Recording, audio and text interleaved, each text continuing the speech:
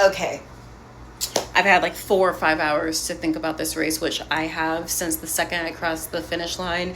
And I want to break down, now that I've showered and I'm mildly fed and I'm hydrated, what I learned from this race. There are three main things that I had under my control that I can do better. And then the rest are things outside of my control that now I know better. And that's all that matters. My official time was like 23:03, 23, but it doesn't matter because it doesn't start with a 22.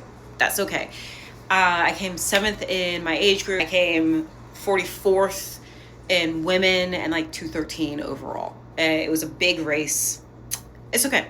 So the things that were in my control that I could have done better at, and I will, is my mindset, my self-talk, my pacing, my prep. My prep. I am a couple days out from my period, which means that my core temperature sits really high. I'm currently, if my watch, Coros, is correct, I am at a 91 core temp. My average is 81, 82. So I'm really pretty freaking hot right now.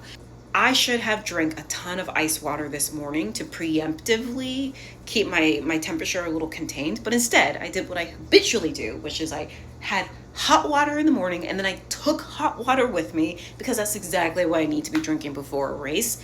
That's hot. So needless to say, I was sweating before I even warmed up because the other thing that I could do better that was in my control is I didn't talk to myself the way that I would like to be completely honest. I found myself like thinking, especially going into the last lap, like, or last mile, like, just finish, just finish, just finish. What?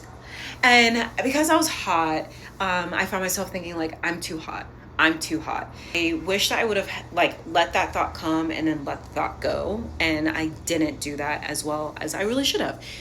Next time I know, like, oh, I'm hot.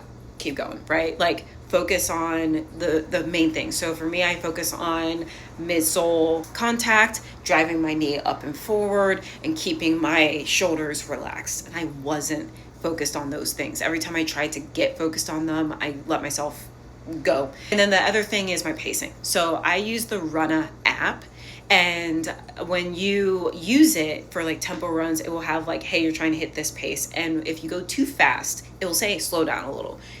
I wrestle with this and I struggle with it constantly, and I know this. So when I was trying to figure out if I should use my earbud and use the app for this race, I was like, Sarah, you know that you struggle with the pacing, but I was unsure. I was a little nervous, I'll be honest. I used the app, and I'm telling you, yes, I should not have, because I'm going, and it says slow down a little. So I slow down, 10 seconds later, speed up a little. So my pace was yo-yoing the whole time, which was not great. And I knew it,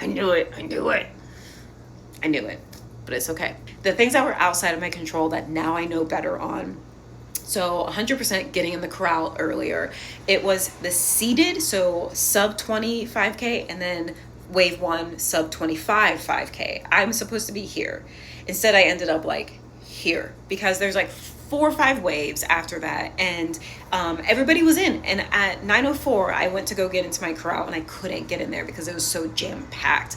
So I was over by the 8-minute mile pace group, which is like wave 2, and I should have been in the 7-minute pace, which is what I was aiming for, which meant that when we went, I was navigating around a lot of people. Now, I will say this, I talked to people who were up in the wave 1, and they said that there were people straight up walking from the start, so they were navigating and trying to get around a lot of slow people. This does make me feel a little bit better. It's not like I just messed up completely. However, I exerted a lot of energy at the start of that race trying to get around people, almost fighting people. Like, there were people who were like throwing bows, trying to like make space, looking out for curbs, getting down from curbs. Like, it was a little bit of a mayhem. I exerted a lot of space, and that's also what led to me having a really crappy pace, because once I was trying to like speed around people, and then I'm slowing down, and then speed around people, and then I'm slowing down, and then once I got past a lot of people, then I was trying to make up for time, and I shouldn't have thought about it that way. The other thing that was outside my control is it was hot. If you follow my YouTube, which if you don't, please go follow it. I ran my taper runs this past week at 2 and 3 o'clock in the afternoon because I knew it was going to be hotter today. It was hotter over the bridge than it is in St. Pete, and it was just a lot hotter than I honestly thought. Sure, all the circumstances like my hot water or my PMS, but it was hot. And to my, I don't know what word I want to use. I ran into people that I knew that were saying, this was really hot. I'm really hot. This was a hot run. The route also has like minimum shade. It's a down and back, all open, no building shade, no tree shade. There was one little tree and I saw a couple people like stopping underneath it, and I was like, should I? I just need to stop for a quick second and I just like take a breath. And I didn't.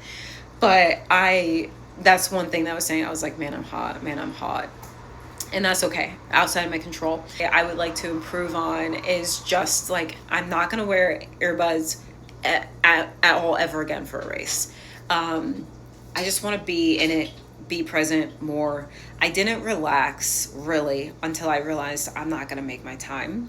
And then I was just like, hey, we're just crossing, you know what I mean? Like, it's fine, it's okay. And then I was able to relax, which does go back to like a goal I wish I had to enjoy it.